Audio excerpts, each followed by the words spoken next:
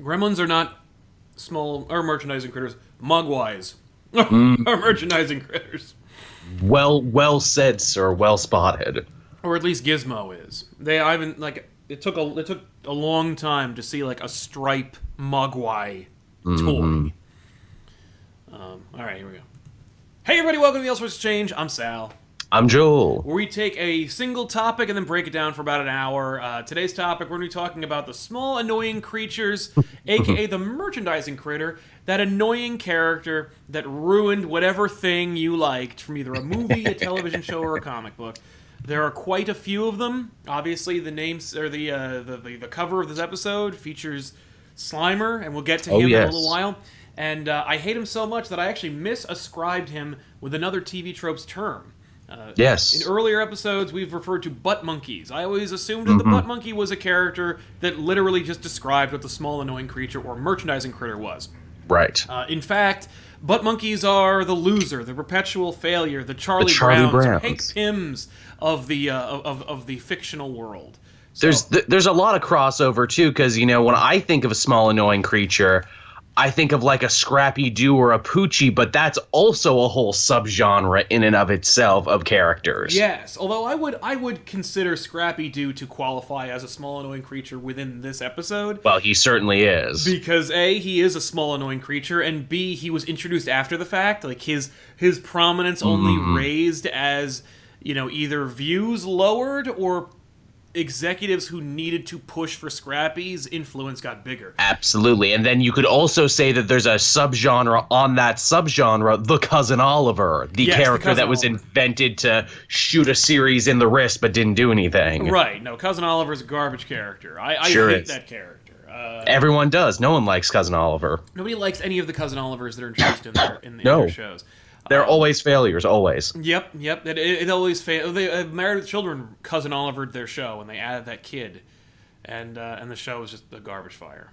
But the chat is very quick to bring up porgs. Yeah, I guess porgs are kind of a big inspiration for this episode, Sal, because we were both thinking about it. Yes, I hate porgs. I don't even know what they are, and I've never seen them except for 2 trailers and all over the toy aisle of Target.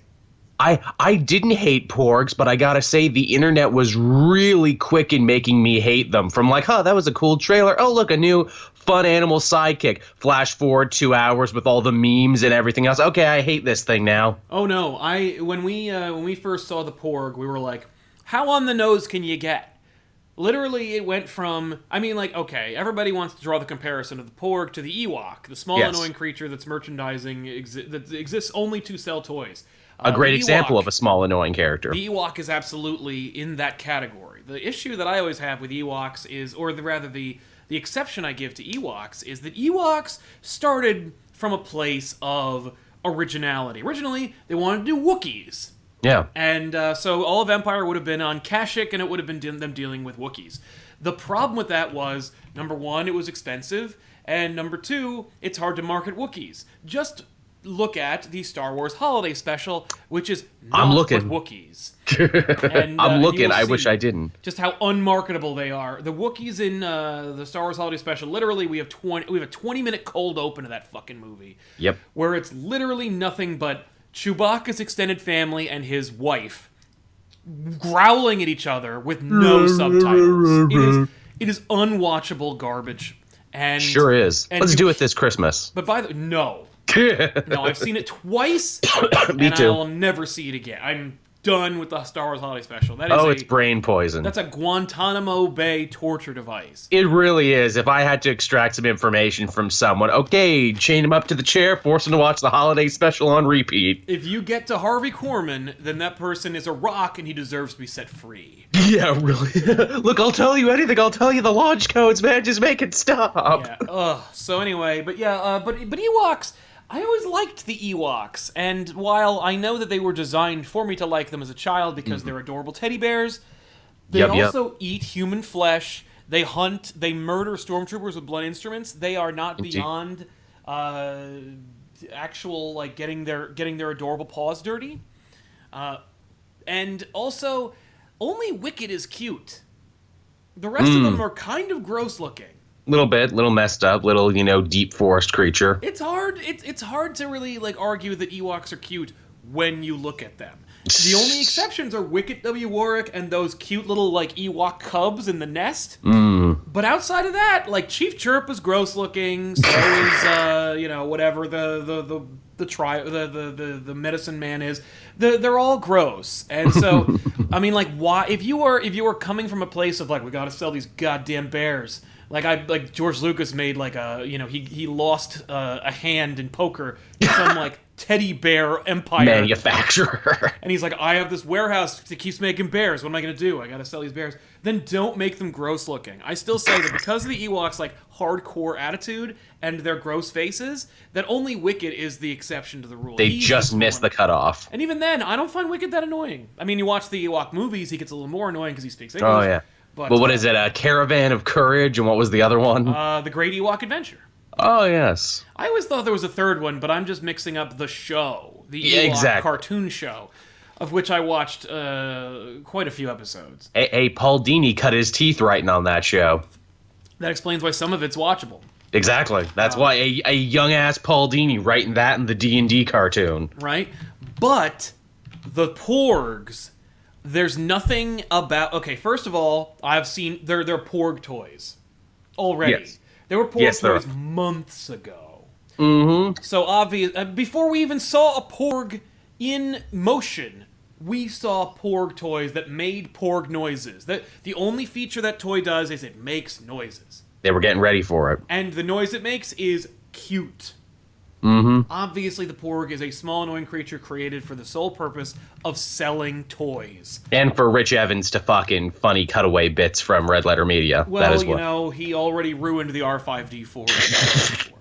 But then you see the Porg in action, and it has the big eyes. It is literally like a design team was like, okay, we need to make something that's as marketable as Ewoks, but they got to be cute this time. What do we do? It's like the engineering of Sonic the Hedgehog. If you don't know the story of the engineering of Sonic the Hedgehog did not come from some person who was like, wouldn't it be cool if this blue hedgehog was fast and we made him into a video game? No, Sega was like, we gotta make our own Mario. What are we gonna do? And so this team a la Poochie got together and they hashed out like he's gotta have these fins and he's gotta have shoes and he's gotta be in your face. He's gotta be totally in your face. Like the development of Sonic the Hedgehog was solely a corporate decision made by a committee. And listen, it worked, and I'm sold. Yeah. I like classic Sonic, but and not like the mythology, by the way. I don't want like a Sonic character of me. I just mean like I played 1, 2, 3 Knuckles, and then the newest one. You say you don't want your own Sonic original character there, so I'm pretty sure if you type your name, the Hedgehog, it'll come up in Google image search. There's no question, thanks to the perpetuation of DeviantArt and the weird association that Sonic the Hedgehog has with people who just desperately want to draw Sonics. There you have it. But the Porgs are like an engineered corporate bullshit machine that are made by people who are trying to get you to buy things. It was just like the Minions. It was...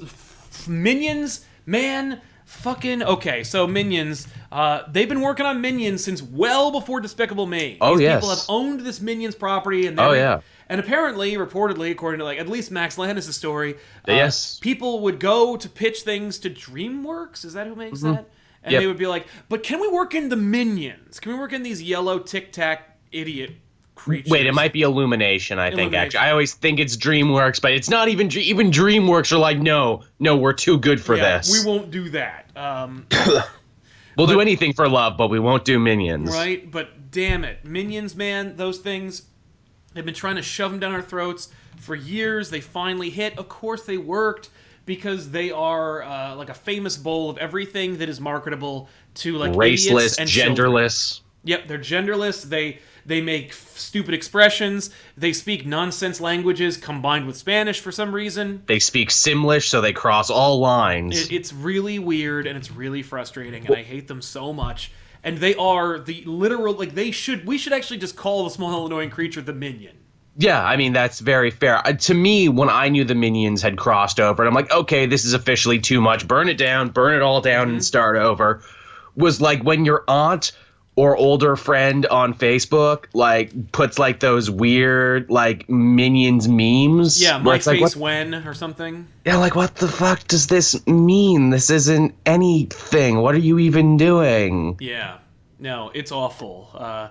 But minions definitely represent like the worst, the dregs of the small annoying creature, because they get their own movie, Yep. and I had to see it. Oh, did you really? I'm Yeah, sorry. I visited an old friend from college, and he was like, "We are going to do two things. We are going to make you wait for food all the time, and we are going to make you watch this Minions movie." Wow. And I had to go see it in a freaking drive-in. Oof. And Actually, I like drive. see it. Not only did I have to see it in a theater setting, but I saw a double feature of Inside Out and Minions. Oh, which you also hated Inside Out, which we disagreed on a couple years ago when we talked about our favorite movies of the year. I hate Inside Out like you wouldn't believe, but at least we can agree that Minions sucks. We sure can. But yeah, so screw Minions. But let's move on to the next small annoying creature. But screw Porgs as well.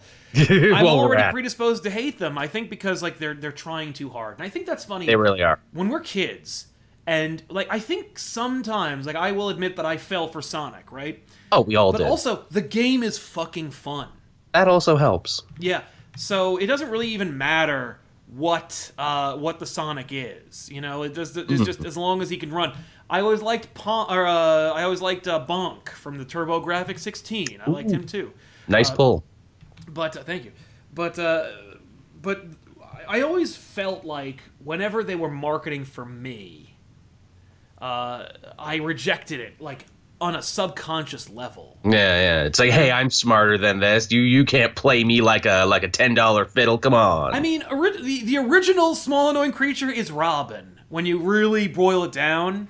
I mean, that's fair. I mean, listen, I love Robin. His legacy has surpassed his memeitude, but the fact Absolutely. is... He broke the mold. Robin was created because the publishers didn't think that kids could project themselves onto Batman. That's true. First that he's of too much all- of a weird loner. He needs someone to talk to. Yeah, but like also we need our readers. Our readers are children. They need someone to project themselves onto. They can't imagine themselves being like a swashbuckling buff, crime-fighting like do-gooder in a cape. Which is such an adult idea. Except for the fact that children had been pretending to be Superman for years before that. So you will create Robin, and I like Robin now, but the inspiration for Robin is kind of corporate.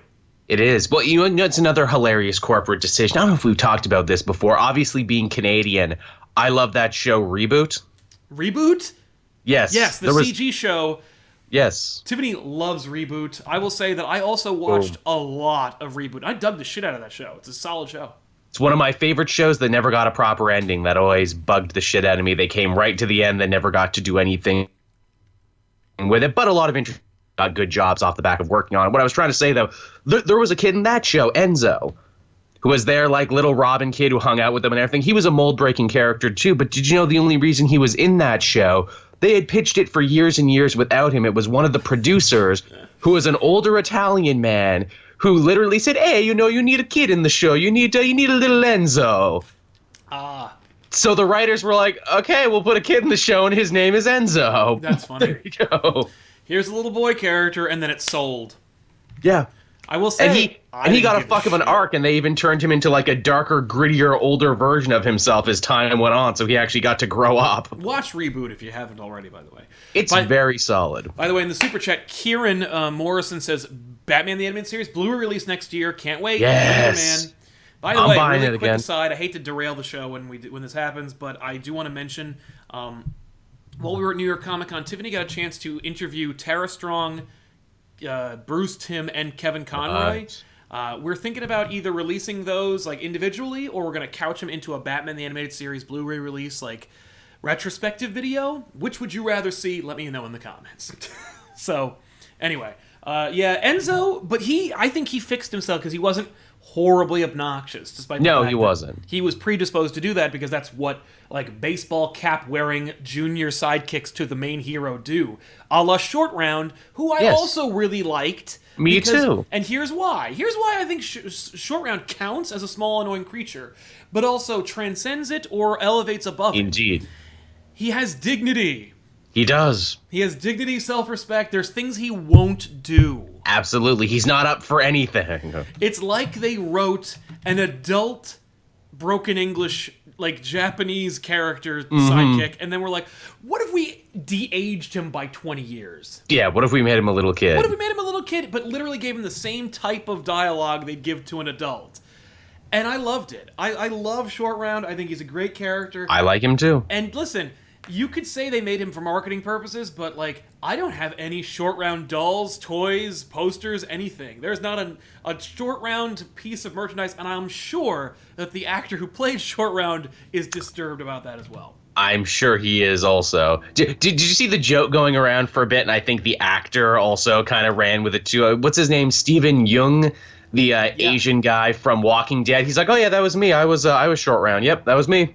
No, you're not. And everyone believed him for so long. Yep, that was me. Yeah, that was not you. He's much older than you. I think that's just a thing for Asian actors in Hollywood, because I'm pretty sure Harold from Harold and Kumar, he made that same joke as well, where it's like, yep, that was me. You white people won't look that up. You'll just agree with me. Yeah. You were not in Goonies, you liar. But I might have been. Yeah. Short Round's the only one of the only characters from the Indiana Jones movies that I would like to see come back. Same. Right? I mean, why not? Bring back Short Round. He was a surrogate son for Indy. Absolutely. And then Indy just abandons it. Yeah, I think that would actually be a great thing, because you know they're going to do another Indy. They're going to pay Harrison Ford enough money to come back and pass the torch to someone. I would like the idea that they throw Short Round in there and be like, hey, you know, your legacy, I've kind of been having my own adventures. Maybe I should get a chance at the Hat and the Whip, maybe? Right? I'd be down for an Asian Indy. Same here. So yeah, there's plenty of other like small annoying creatures that do not break the mold, that are the epitome of those characters. Absolutely. The cover of the show, Slimer and the Real Ghostbusters. You're looking at one of the biggest Ghostbusters fans out there. I love Ghostbusters. Totally. As a kid, You have your own proton pack. I have my own proton pack. My Halloween costume from last year up until the end of my life will be a Ghostbusters outfit. That I'll just refine as we go. But like, Ghostbusters works because it's about 4 men who, and I don't mean like men, like because women know. Like, I just mean like, yeah, I was gonna say, don't stress that last part too hard. I know what you mean. 4 adults who are who are trying to run a business, and they're very funny, and that's the show or movie franchise. Yeah. And yet they introduce Slimer as like a pet in the show, and I remember as a kid being like, but Slimer was the bad guy in the movie. Like, he's their first capture. Why is he... Seems odd. Yeah, and why is he a turncoat on the ghosts? I mean, it's not like in the Men in Black show, the big bug became their mascot or something. Yeah, that was weird. But Slimer, his role as you watch the show through its many seasons, his role gets bigger and bigger and bigger, and it's inexplicable unless you watch like Phelan's videos about the subject, which are fascinating videos. They're great. They're way more in depth than I'll ever get. The only advice I would give is like watch the video on like 1.5 times the speed, and it'll go a lot better for you. But his videos on The Real Ghostbusters taught me a lot of stuff about like how that show went and how Slimer became this weird, like, prominent character for seemingly no reason whatsoever. There's no, like, rhyme or reason why this horrible firm, this outside firm they hired to fix a show that was already #1 in the ratings. Yeah. Why they had this weird insistence. They had 2 weird bugs up their asses. One is that Janine is like not as attractive as she should be, which is Yeah, like, that one always got me. as nerds, it's like, yeah, the redhead with cool glasses who has a New York accent. No, that's my jam. Already fine. Don't fuck that up, please. Yeah, exactly. Oh no, let's change the voice actress, make her hair weird, and change out her features. Like, what have you They done? at least gave an episode to her telling why she changed, if nothing else. By the way, I think who wrote that, was it Straczynski or Peter David? But some major it was writer. someone very famous where you're like, no fucking way. Yeah, it's called like "What's Up with Janine" or something like that. Or what happened to Janine? Yeah, and then they try to fix it, and then they just ignore it after that. But Sure did. But yeah, so Janine got screwed up, and also Slimer needed to become more prominent. The show's got to be about Slimer now. It's about like, and Joel, you know the famous quote about like what the note was about Slimer when they got like scripts back, where it was like, maybe this episode will be about Winston, and they were like, no, oh that's right, they had 3 things, and the other one was that Winston drives the car. Yeah, another weird thing. What weird bugs up their asses they got? Yeah, they have a problem with women, black people, and they love Slimer. Oh, what's the quote? TV. What's the Slimer quote? Oh god, I can't go. Oh, it's on the tip of my tongue. What the fuck was it? It's like when Slimer is not around, or no, Oh, Slimer other must be in every Other scene. characters need to be asking, where's Slimer? Mm-hmm. So it's the literal Poochie right there. Yeah, make sure Slimer is in every scene, and if he's not in every scene, people should wonder where Slimer is. Poochie needs to be more in your face, more proactive, and needs to have access to a time machine. I'm sorry, it's just that these terms you're talking about, paradigms, proactive, aren't these just words that dumb Buzzwords. people use to look smarter?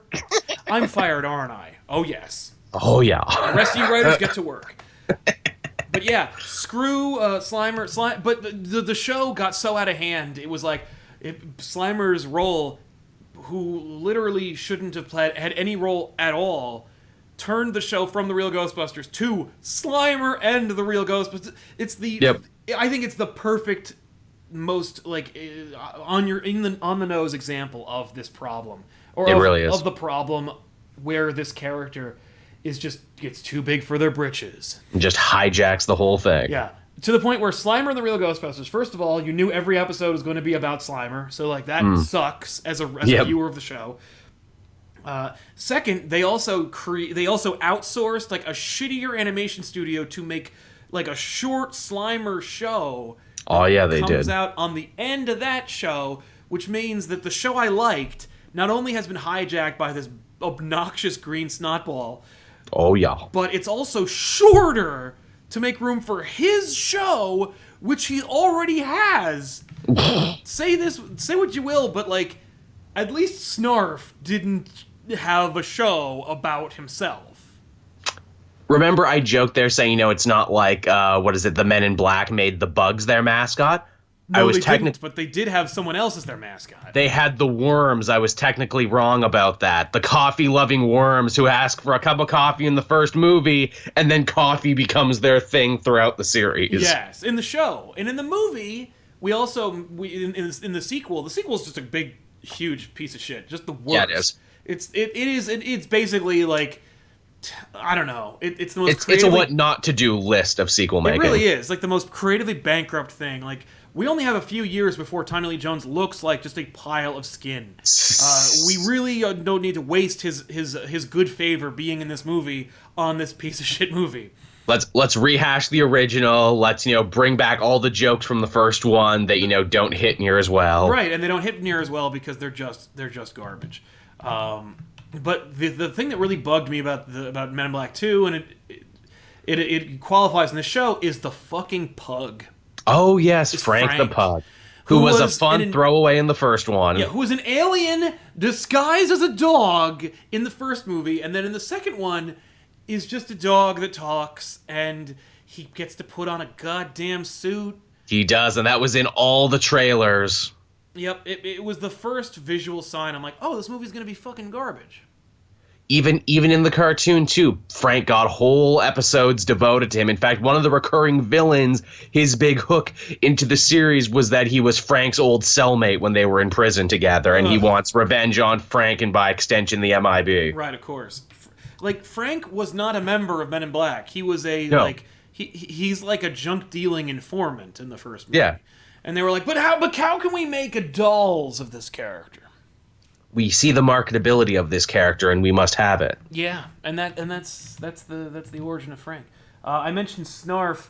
A lot of our viewers might be too young to remember Thundercats, but Thundercats is a thing that had like I think the best thing about Thundercats is their damn logo. Yeah, it's really sweet It's logo. just so good. Put that on a fucking jacket. And the intro, the theme, the animation for the intro, and that fucking logo. You have a hit that will. That's another episode. We got to do theme songs. Yeah, theme songs. Thundercats, cool premise that is literally just hijacking a bunch of premises from other things from that era. And then they put in Snarf. Snarf is their small, annoying, marketable creature. I don't know, Lionel. So, it's not only that I sound annoying, but I'm also a stick in the mud for every situation. I'm no one's favorite. Snarf. He's the Neelix of Thundercats. Except Neelix would occasionally learn lessons, like that his family's never coming back, and you're gonna die a cold existence alone in your in the vacuum of space. But Snarf and Orko are like hand in hand because they came out around the same time, and they both frustratingly would get themselves into the idea is like the team has to go deal with their villain. Thankfully, their villain is either Mumra or Skeletor, and they're ineffectual and stupid, so they'll defeat themselves most likely. But in the meantime, they have a nefarious scheme that'll destroy their planets, neither of which are Earth. Yeah. That said, they have a plan, or they have an idea, or they just want to take a goddamn break, and then Snarf and/or Orko will want to do something. Like they want to test some experimental ship they're using, or play in some, or mix some chemicals together, or they just want to get a goddamn huff paint or sniff glue or something. Right, they do some goddamn thing that gets them into a bucket of syrup that they can't get themselves out of, and every time I would watch those shows, even as a very little kid, I was like, why don't they just let this thing die? Leave him to die. Yeah, he is always in the way. I don't understand. By the way, quick super chat over on Eddie Dizon says, the reboot in 2012 wasn't too bad. No, it wasn't too bad, but also a lot less reliance on Snarf. The chat, too, if we're talking about these characters, we also have to mention the Great Gazoo from Flintstones. Great Gazoo is basically just Q, but for Flintstones. Yeah, like literally like years before, I am an omnipotent alien god, dum-dums. Yeah. That's literally every time until I really found an appreciation for Q, I'd be like, he would show up, oh, hello, dum-dum, I'm here to teach you a lesson about humility. Great Gazoo sucks. He's a weird decision. Very weird. Like, you could tell they were running out of ideas at that point. Yeah, but weird idea with Gazoo. I don't know if he is a small, annoying creature, but, like, he's not stupid. No, he isn't. I don't know. Based on the description of the small, annoying creature, it has to be cute, provide comic asides, and occasionally get into trouble and require rescuing. Yeah, Gazoo isn't cute, and they never needed to save him.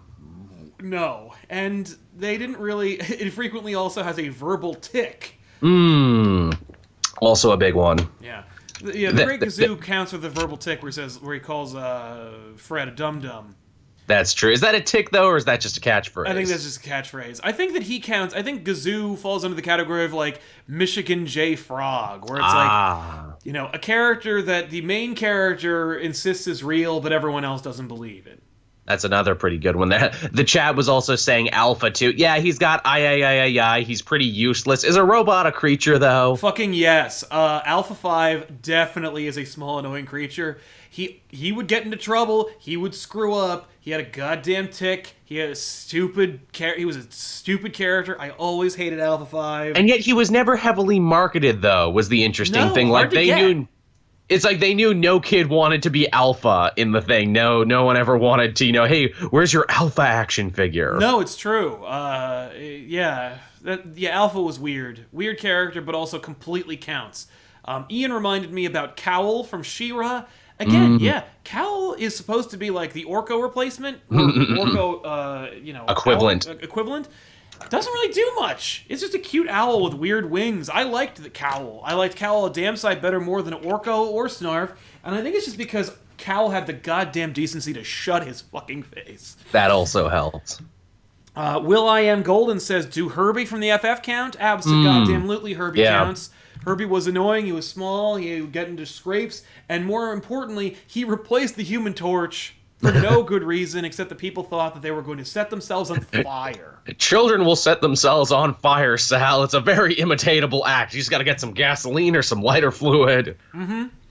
Colin went there when I was going to casually avoid it, but I will touch upon it. I think Mr. Poopy Butthole counts as a small, annoying creature.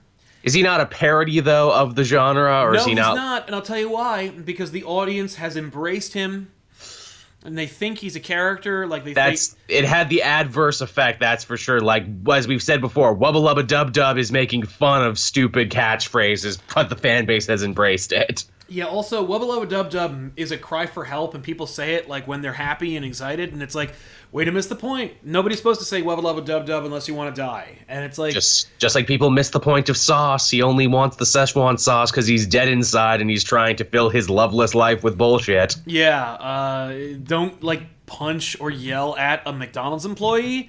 It just makes you look like an asshole, and, like, if we're going to do a quick PSA... Dan Harmon and Justin Roiland are like finicky, fickle, they sure temperamental people who will, oh yes they are, who will burn their entire empire to the ground if you all act like the worst examples of their fandom. They will quit tomorrow, and in fact, if you've been listening to Harmon's podcast, dude is fucking stressed. Like, he used to do his show in front of a live studio audience, hasn't done it in the last 2 months. Yeah. I believe that season 4 will be the last season of Rick and Morty, and I think it's all because Dan Harmon is a bitch who can't handle fucking work, and also they're both volatile people who are like, hey, 2/3 of our audience are assholes who think that Rick is like a character to be, they've missed the point of everything we've been trying to say. Yep, fuck that. Quit. You know, I would really like it if in the next season they do an episode where everyone on Earth starts to love Rick, only for Morty to be like, no, he's a monster. Seriously, don't give him all this love and affection. But then I also don't want that, because if the show starts clapping back to its audience, no, I don't want that. Then it's completely changed. I just want it to be a good show. That's all. But yeah, so anyway, getting into the other show. Hey, you know who's a character that ruined a show by being this goddamn small annoying creature? It's a good show. I really liked it. Didn't expect to. Thanks to Tiffany, though. She was like, watch the show. And I'm like, oh, fuck, it's funny. Poof! From the Fairly Odd Parents. Oh, shit. Yeah. Fairly Odd Parents. Man, that one brings me back. Yeah, great show. Really funny. Then they were like, hey, Butch Hartman. Let's have a kid. Timmy's your kid. What are you doing? Yeah. We're shitting in the punch bowl is what we're doing. Yeah, fuck Poof. And every decision they've made on that show from there on out. Poof. Is it still on? Because I remember like there was like a serious jumping off point. There was like a 1-year anniversary episode. I'm like, well, that wrapped up everything. Yeah. No, and don't put copy pastas in my chat. Oh, is that happening? No. Yeah, people are posting about having a high IQ for being a Ricky Morty yes, fan. I read it. Yep, I'm also on Reddit. That's gone super memey. But yeah, screw Poof, and also that girl in the new season. You should really, if you haven't watched any Fairly Odd Parents in a while, watch the most recent season intro, and it's like, because it's the same fucking song, but they like re-sing it, and oh shit, and they add a new character and they change the entire premise of the show. And you just hear them all go like, like they just hate themselves. Like they're tired. Show.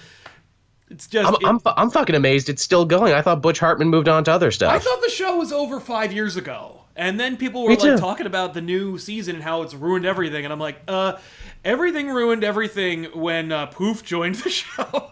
Yeah, Yeti is saying they now have a Mary Sue that Jimmy has to share his fairies with. Seriously, yes. Wow. Yeah, they added a character who wants to use the Odd Parents to like make the world a better place and like not be like selfish. And there's a fairy shortage. That sounds like maybe they should have just started another show but didn't want to. You can tell what happened was they just like their money too much, but they also hate the show.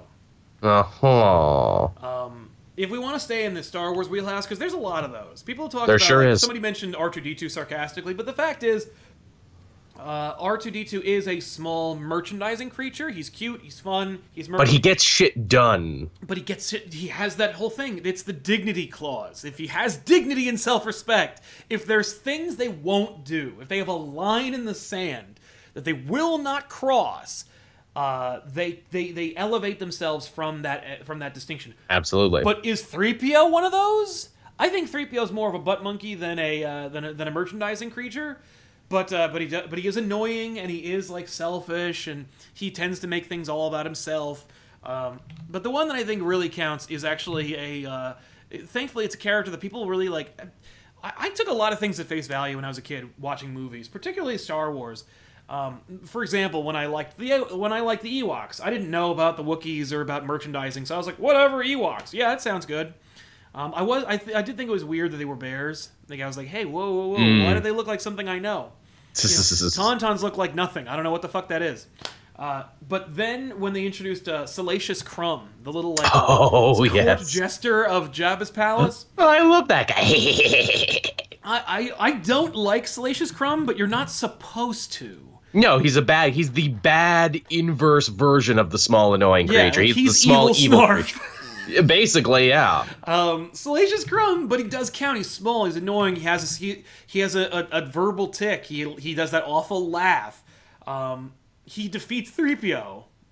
I guess he does, doesn't he? But then R2 tases him, and then he blows up on the sail barge. Yeah. So never to be seen again. But yeah, I think Salacious Crumb counts. Jar Jar Binks also counts. He is everything. He is Slimer. Yes. He Slimers the hell out of those movies. He is the Slimer of a new generation. I felt so bad for him. I was thinking about this topic, and I was just thinking about that scene where they're in Boss Nass's court on the Gungan city underneath Naboo, and you tell I've seen these movies a lot. But they're discussing the terms of Jar Jar's punishment or punishment if you're a fan of Gunga or Gungan language. But you sign big doo-doo now. Yes. Oh, gee whiz! How can I must be a fucking linguist like goddamn J.R.R. Tolkien to decipher this code. I know, right? But there's a big thing about where it's just. I feel so bad for Ahmed Best, just basically what I'm trying to say. Oh, I know. Poor guy. Because he was going for it. He didn't know it was going to suck. I'd never seen him in anything. I never heard of him from any place. Motherfucker's like, I'm going to be the funny guy in Star Wars. I am set. And his life is over. Like, his career is done. If he's doing anything, it's like, I'm sure that some joker in the comments will be like, actually, Ahmed Best is a great off-Broadway actor now. I think he still does voice acting here and there. I know he reprised the voice of Jar Jar several times over for Robot Chicken. For Robot Chicken, though. And it's because, despite, like, the Jar Jar, like, Sith ring theory and, like, the upside-down Last Jedi poster trace theory and all these other, like, little, like, inside things about Jar Jar within the Star Wars universe, they're never going to put him in those movies again, and there's no redemption for him. Even George Lucas fucked Jar Jar from, like, episode 2 and 3 by reducing his role and making him, like, the grand, like, fall guy. He's also for the evil empire. Yeah, he's the reason why the empire takes over. Like, fuck you. You know, I feel so bad for him. Not the character Jar Jar. He's garbage, but only because he has no character. He is supposed to be on toothbrushes and, you know, like bow clips and like sleeping bags and trapper keepers. He's literally just designed so that the kids will clap their hands and laugh at the poop jokes. And it's like, that's. Even if he didn't have, like, a debasingly offensive voice, he would... Which he does. He would still suck. He sure would. Morgan Freeman play Jar Jar, and it would still be like, hey, you know who sucks? Jar Jar. Man, that's something I want to say. Misa in your life debt. Misa, thank you a lot. Yeah. Ugh, count me out of this one. Better dead here than dead in the core. Ye gods, what am Misa saying? Like, no. Man, can we do a Kickstarter to pay Morgan Freeman to record some of those lines? I'd be okay with this. This would be a good use of money. Right? But do you have any other characters that we haven't talked about? I have more, but I figured I'd let you take over for me. Yeah, the chat mentioned some interesting ones there. Donkey from the Shrek movies, definitely a parody of the annoying talking animal, so much to the point they even lampshade it by having Shrek call him an annoying beast of burden. Yes, Donkey is annoying, but he's also just Eddie Murphy post-funny career. Donkey is basically just Eddie Murphy's stream of consciousness. Yes. And he's like unfunny genie. And in the morning, I'm making waffles. Like, he's just nutty professoring it, but like in a booth where he doesn't have to actually wear a donkey suit. I don't know if it's like that Donkey is I want to believe that there's like a Shrek script somewhere where Donkey has all these lines that just aren't in the movie because Eddie Murphy's like, I am funny. Like, I am a comedian. I slew at the Apollo. I was on SNL. I made $100 million movies. I was Pluto Nash, damn it. You sure were. No one can take that away from you. But yeah, and I wonder if Eddie Murphy's ego turned Donkey into a small, annoying creature. But I think he was always kind of meant to be a small, annoying creature because that's what makes him a foil for the surly Shrek. That's true. Will.i.am Golden in the super chat says Spritle and Chim Chim from Speed Racer. Oh yes, fucking right they are. Yeah, Screw Chim Chim, yeah. Big time. I hate both those kids. Here or he the comes. monkey and the kid. Here comes Speed Racer. He's a demon on wheels. We're in the trunk again, Speed. Now we're going on this adventure. Fuck you. It's like this happens every week. You get locked in the fucking trunk. Is Racer X his brother? Like, fuck you. Probably. Yes, he is. The end. Get over it, you people. Just go to therapy and leave it alone. And get that monkey back to his trainer. Jesus. But yeah, it's funny. Yeah. The small annoying creature, Donkey, I think qualifies, but he's also like, he's something else. I wonder what the trope is for like when Genie was just a funny character until they got Robin Williams, and then it was like, oh, it's just Robin Williams with the fucking blue. I think it's the Genie. I think that's what it has to be. That's the codifier for it. Yeah, because like, what's it called? Eddie Murphy as Mushu. He did it once before. That's right. In Mulan. This is the same fucking character. Mushu is Donkey. It's just a character. At least in Mulan, like he feels bad. Like he has a motivation. Dude is he's disgraced. He oversteps his bounds as a guardian. He kills the original guardian. He wants to be respected, but that ain't happening. His job is to do one thing. He tries to like circumvent that by also gaining favor, and he puts people in mortal danger, and then he apologizes for it. He doesn't actually go through anything, but like he does at least recognize that he's a dick. And so I guess that's a little better, but at the same time, he still counts as a small, annoying creature. I mean, there's a lot of Disney guys like that. Absolutely. Flounder. Gurgi from the Black Cauldron. There's another annoying animal. Yeah. I was going to say, like, you know, it's funny. In Pocahontas, most of the animals in that movie have, like, some semblance of dignity because they're animals. It's true. And there's so many animals in Pocahontas. Like, I went back and rewatched that recently, and I'm like, by God, even the animal sidekicks have animal sidekicks in this. That's true. They got sidekicks on sidekicks in this one. Yeah. I mean, Timon and Pumbaa kind of count, you know. It's like, I think they did pretty good for themselves, though. They got their own spin-offs. They did their own thing. Yeah, they really overdid it there. Yeah, Abu. Fucking Aladdin. He's got like 16 sidekicks. Genie's technically a sidekick. The carpet's a sidekick. The Abu, carpet, yes. Like, it's got a lot of sidekicks. It's a lot Goddamn. going on.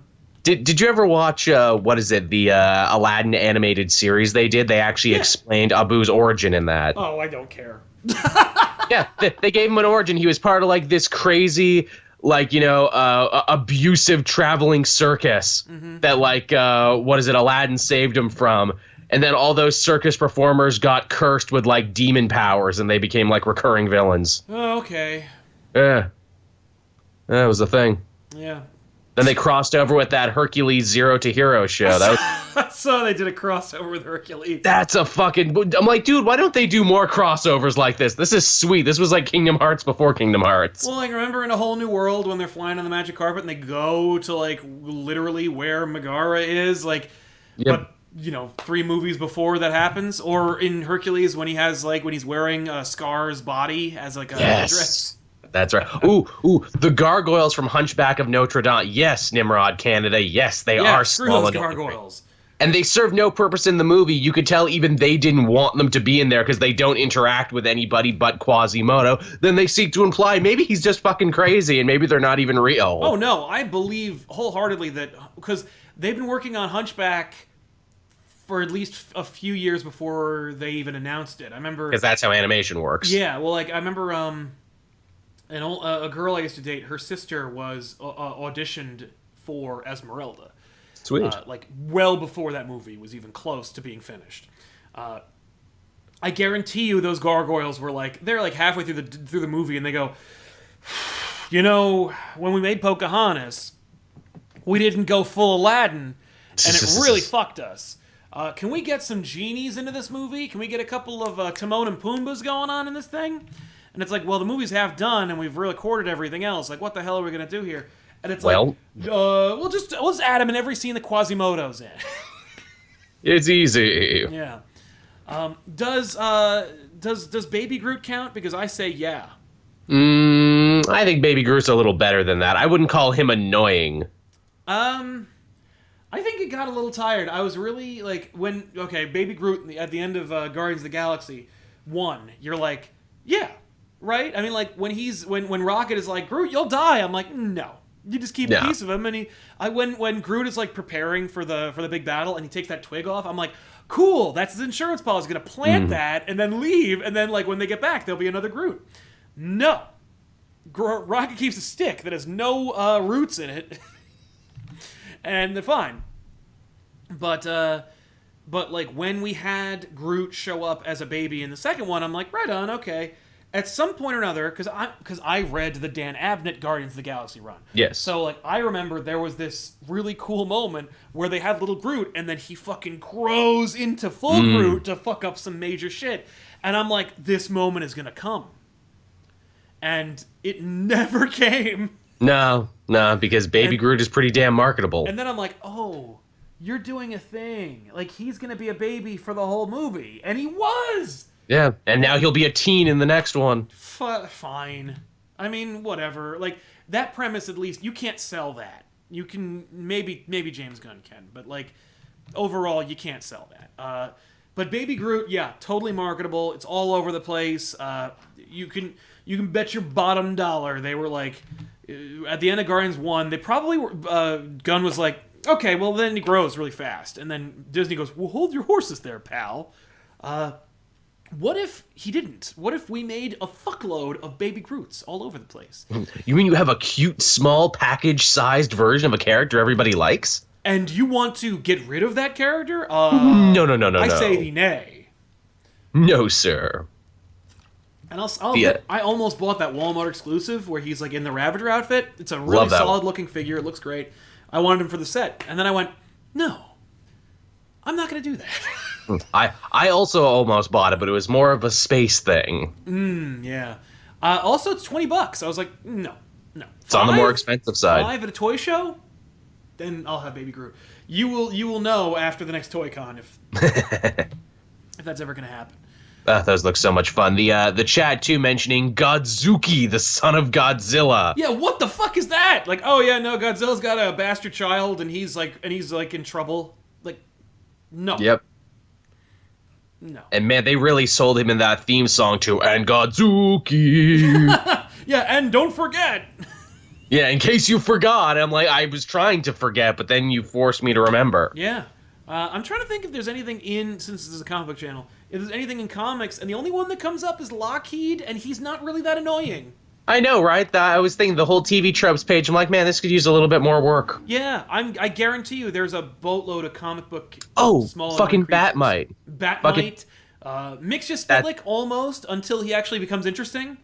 Yeah, in that last run, they really went deep on him and gave him, like, some, hidden layers I was not expecting. But yeah, Batmite absolutely counts. He is the worst example of the thought process behind the creation of Robin. I've read like his origin books, and I remember when he's like, I'm here and I love Batman. I think you're cool. I'm dressed like you, and we'll go on great. It's more eager Q, Yes, very much so. I am a god, but just because I'm a god doesn't mean. Yeah, I guess Tippy Toe that counts. Damian Wayne.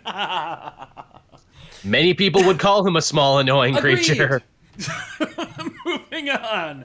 Did you see in the new Detective Comics there when they're talking to the Batman of tomorrow and Tim Drake's like, well, what about all the other kids? Why did they never be Batman? And he went through all the steps as to why they didn't. Yeah. Then he gets to like Damien of the 666 universe and he's like, yeah, I had to kill him. He was going to burn the whole city down. Exactly. Good. To which I could see Damien's thinking, it's like, oh, my father lost his life trying to protect Gotham, so the best way to save Gotham and save myself from his fate is if I just destroy the whole city. Like, I remember reading Batman 666, and I was like, Grant, you have not engendered this character to me at all, and showing me his future, where he is just as much a monster as he is now, doesn't help. Yeah.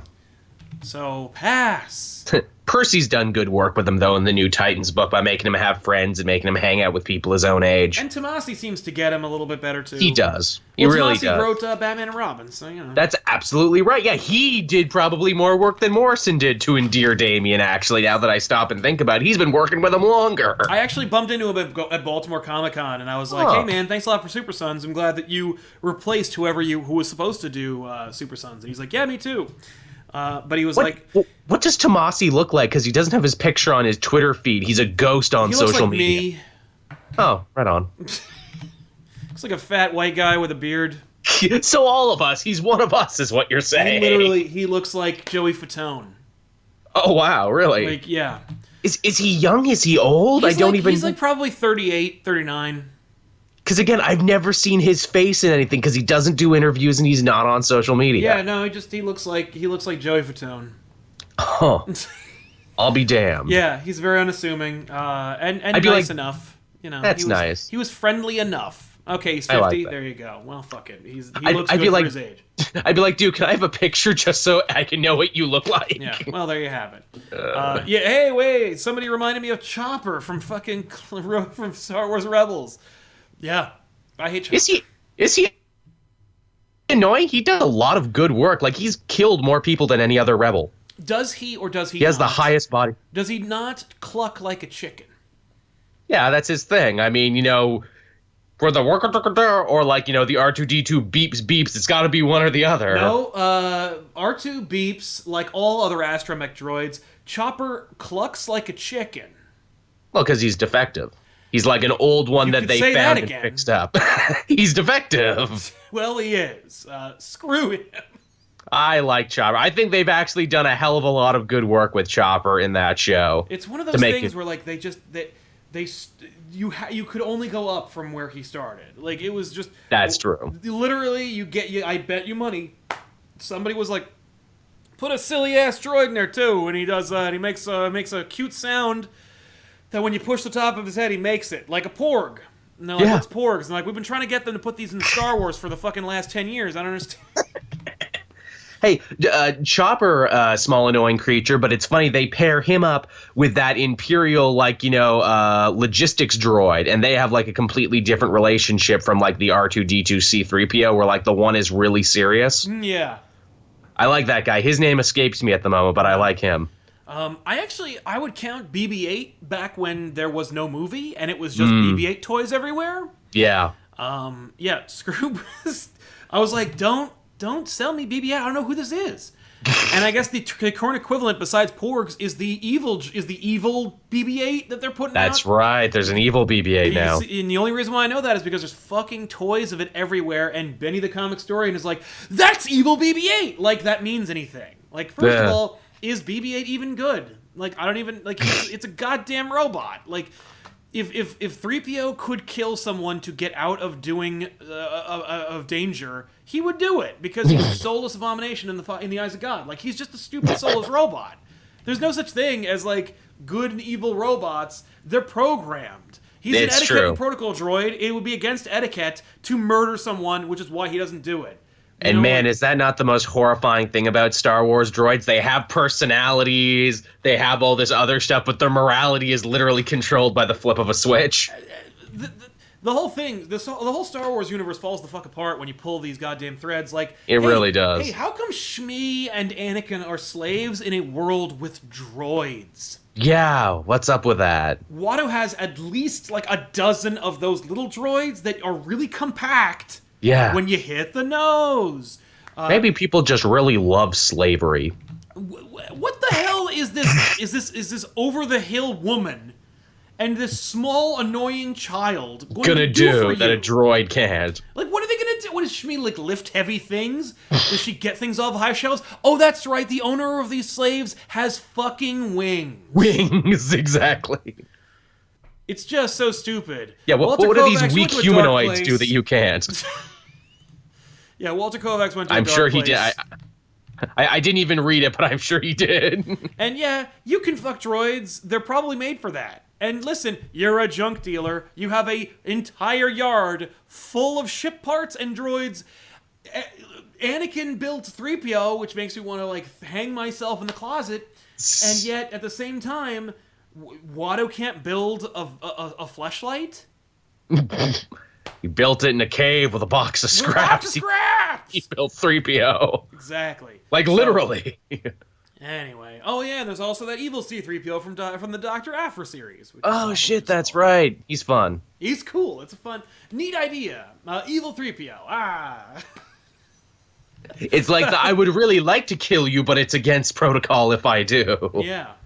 But that being said, if we don't have any more examples, I guess we could just wrap up the show. I think we can. I think after pulling the strings of the Star Wars series, there's nowhere else to go. After talking about Tatooinean fleshlights for Toydarians, I think we've probably tapped the energy out of the show. So. Some would say we've peaked at that point. I think so. And like everybody in the chat, by the way, mentioned Wesley Crusher. Wesley Crusher's not a small, annoying creature. He just sucks. But I want to thank you all for hanging out with us and watching this episode of Elseworlds Exchange. Joel, thanks so much for joining me, of course. Always a pleasure. We'll see you guys next week with an all-new episode. So long, everybody. Bye-bye. All right, now that we've got the end tail of the show, what's going on Cape Joel they should check out? Oh, all sorts of stuff. I'll, of course, be covering all the comics that came out this week, the ones that I'm interested in. I know that's kind of saying too much. I want to cover everything. Is there any, are there any, big books this week? I don't think there are. There's The Drowned, there's New Batman, New Superman, and, here, let me bring up my whole friggin' list. I read Superman, Batman, The Drowned, and, Super Sons. Oh, yes, that's right. Super Sons. I haven't read anything. Thor number 700, the beginning of the death of Jane Foster. Yeah. Also, Champions, which is the second part of that Avengers crossover they're doing. Oh, yeah, I dropped Champions a good 3-4 months ago. That's unfortunate. I'm still rooting for it. I gotta tell you, I just finished reading Batman, and I'm like, okay, I just have to stop reading it. Is it one of those? Because, man, War of Jokes and Riddles sure did suck a lot of will out of me. Oh, and Kieran Morrison in the Super Chat says, need more Green Arrow. I agree. We just don't. He just dies on our channel, unfortunately. Actually, I don't know if that's true. Let me take a look and see how Longbow Hunters did. Oh, yeah, you did Quiver and you did Longbow Hunters. Yeah. But yeah, man, I gotta stop reading Tom King Batman books. They're just bad for my health. But so good for my channel, though, when I do them. They don't care. Quiver did really well, and that's good. We received a book on 25. Okay, so Longbow Hunters did not do nearly as well as Quiver. I don't know why. Interesting. That's weird. But that's always the one people want to talk about. Yeah, I don't know, but I will say that we did get. Where is it? Green Lantern, Green Arrow by Denny O'Neil and Neil Adams. So that'll happen. Are you okay with talking about politics on the internet? I know that makes people go insane. Well, we're just going to talk about the politics of the book. It would be a nice way to be like, hey, everyone, despite what people tell you, comics have always been political and have always tackled political subject matter. Here's one of the best examples. Yeah. Wow. This is a brand new copy of this trailer. Nice. Oh, it's from like 3 years ago. Oh, whatever. Yeah. It's still great. My ward, Speedy, is a junkie. Man, I have that poster up on my wall signed by Neil Adams. It's probably one of my favorite things I own. I know. It's great. I've thought about getting that, but he's such a dick. He is, and I was scared to talk about him or talk to him when I got him to sign it. I endeared myself to him by shitting on the Arrow TV show. Oh, nice. I'm like, yeah, man. He's like, well, because I'm sure he assumed he's like, oh yeah, I bet you like Green Arrow because of that Arrow TV show. I'm like, no, man, I don't even watch it. I like the comics. This is what I like. I like the stuff that you did. He's like, yes, good, yes. Yes, stroke my ego more. Yeah, apparently that's all you need. Just tell him he's great. Everything sucks, and he'll love you. We did an interview with him for some episode of whatever we did. Tiffany got to talk to him. And that's what we do whenever we talk to somebody who we know is like volatile or a dick. We throw Tiffany at them. There you go. And she was like, hey, we'd like to ask you a quick question. Would you like to talk to... Oh, was there a Baltimore Comic-Con? What books should we do on back issues? Right. And she was like, hey, would you like to talk to us for a few minutes? And he goes, no, I'm going to have to take a pass. And before he finished the S and pass, she goes, okay, and just turns around and leaves. Like, she goes, cool, like, no problem. And, like, by the way, not a dick. Like, she wasn't, like, she didn't do that thing where, like, she's like, I was totally cool, but I wasn't cool. Like, I was there. She was just like, she goes, okay. And just, like, she had better things to do. Right. Like, they asked me to talk to you. I don't care. And then as she's walking away, he goes, whoa, whoa, whoa. Oh, okay. And then he talks for, like, 10 minutes. I respect your candor. I respect you being able to shoot me down. It's like, yeah, he goes, oh, shit. Like, I can't let people think that, like, that skipping a Neil Adams interview is, like, totally fine. You have passed the test of Adams, young Padawan. Yeah, she's like, I don't care about that. I'm not pretending. I legitimately don't care. You have snatched the pebble from my hand. Good job. Yeah, it's fucking amazing. But, yeah, I like that story. But anyway... All right, well, stay tuned for back issues. It's Daredevil Born Again, everybody. See you next time. Ooh, that's going to be a good one. Yeah.